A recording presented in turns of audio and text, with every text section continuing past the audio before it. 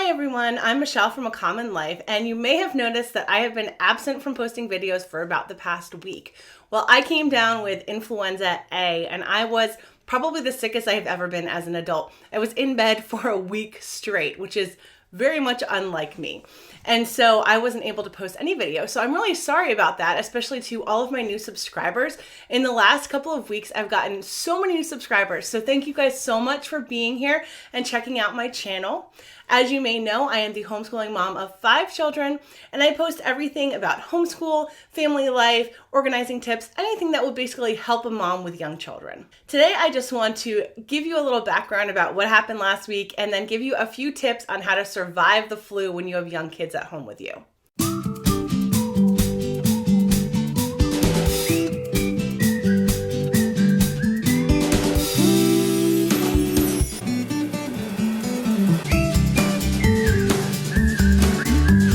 Last week on Thursday, I felt great. I felt perfectly healthy. We had been doing Trim Healthy Mama for about 2.5, 3 weeks at that point. And so I just had tons of energy. I felt really good. I was losing weight and, everything just felt really healthy. And then I woke up on Friday morning and I was sick out of nowhere. And I thought to myself, this is odd. This does not make sense at all.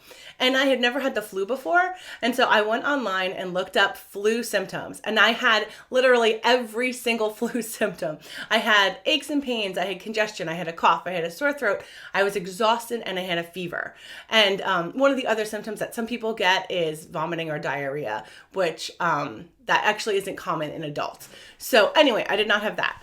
But I had all of these other symptoms and I just felt absolutely awful. And so at the time, my husband was actually away at his grandmother's funeral. And so I was home alone with 5 kids feeling absolutely awful.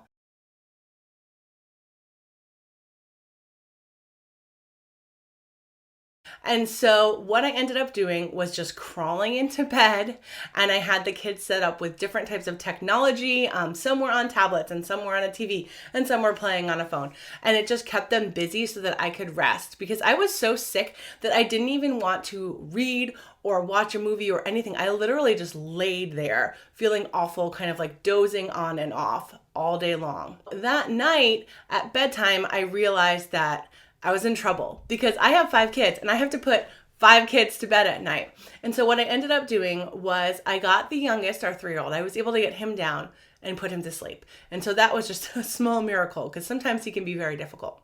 And then what I did was I have an 11-year-old and a 9-year-old. And so I had each of them take one of their younger brothers in their room with them. And they read them stories and put them to sleep for me. So that was a huge help. And it was actually my husband's suggestion. So great tip, honey.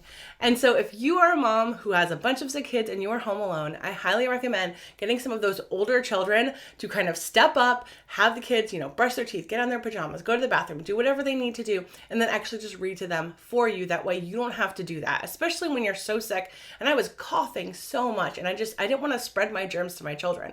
And so I was able to get the healthy kids to just, put the other ones to bed and have that taken care of. Another tip is just to provide very simple meals for your children. Now on Friday, that was the first day that I was sick. I was feeling very badly and I had a fever and, I really wasn't feeling well, but I wasn't completely incapacitated at that point. And so what I did was I put together a bunch of snacky foods and had them ready on hand for the kids. So there were string cheeses and cut up cheese and there was deli meat. There was lots of fruit and little easy things that they could pull out. I got out the peanut butter and the bread and made sure it was available. So that way, whenever they were hungry or when they woke up in the morning, if they wanted to make themselves some breakfast, they could. And so that helped out a lot. And like I said, I have 2 older children. So the older children were able to help out and make meals. My daughter stepped up and she made sandwiches. She made mac and cheese one night. She made the kids oatmeal and she was constantly helping out with her baby brother who's 3. So if you have older kids, definitely encourage them to help you out and feed the children. So now it's Saturday. I had a terrible night's sleep. I was coughing all night long. I could hardly rest. And I had almost 103 fever at that point with medication.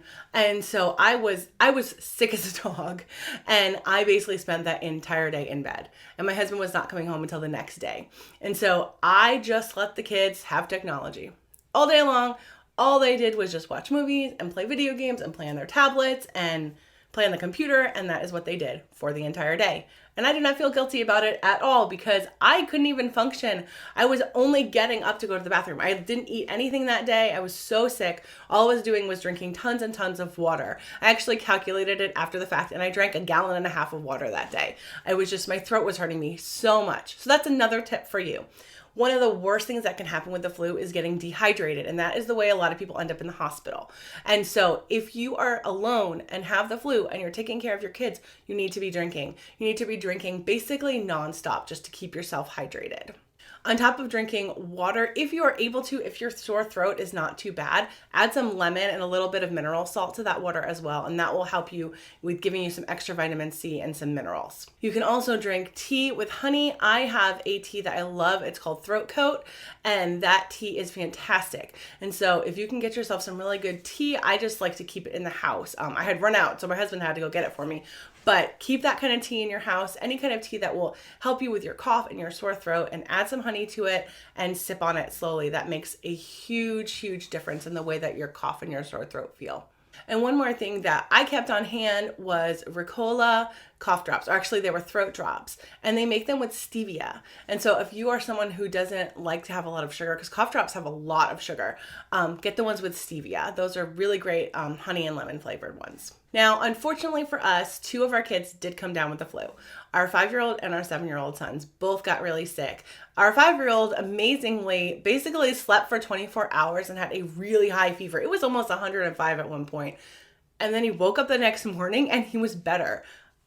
I can't even explain it. I mean, he wasn't better, but he wasn't just laying there anymore. He was still coughing and had a sore throat and congestion, but he was much better. So basically, I just kept him really hydrated. Whenever I noticed that he was stirring or waking up, I would give him a drink, or I would encourage him to have an ice pop or something like that, just to kind of keep him hydrated because his fever was so high and he wasn't eating.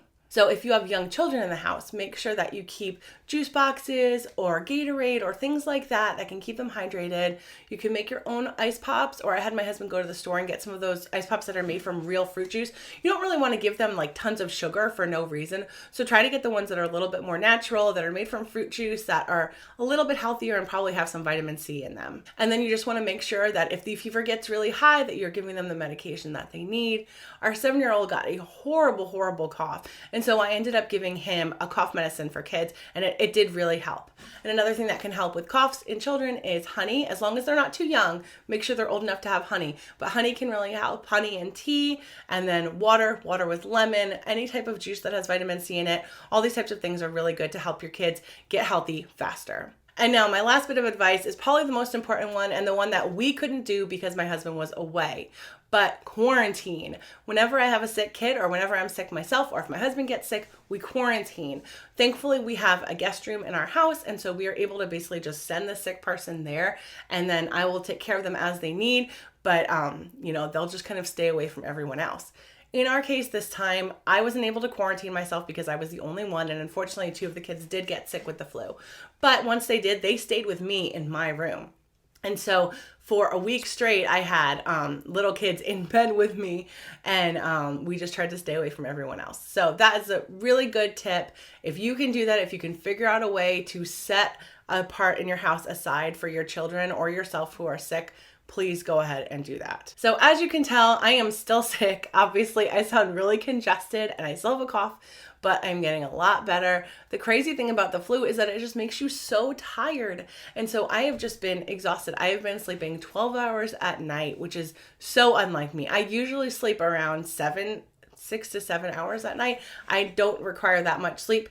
And so sleeping 12 hours or more at night is just crazy. And so it is a new week, and we're going to have to start getting back into school, which I didn't mention. We didn't do any school last week. We basically had to take off 5 days because Mom was sick, which is unfortunate, but thankfully we do homeschool year round, so it isn't an issue for us. We'll be able to get all of our work done. But if you are a homeschooling parent who has the flu, don't put pressure on yourself to get the schoolwork done. Just take a break and get better and stay away from your kids as much as possible, and then you can pick it up where you left off. Thank you so much for watching this video. I know it's a little bit abnormal for what I usually put on this channel, but I thought maybe it would help to just give you guys a few tips on how to survive the flu in a large family. I hope that if you are new to this channel that you will click that subscribe button down below, and if you click the bell next to it, it will notify you every time I post a new video. Thanks so much for watching and have a great day.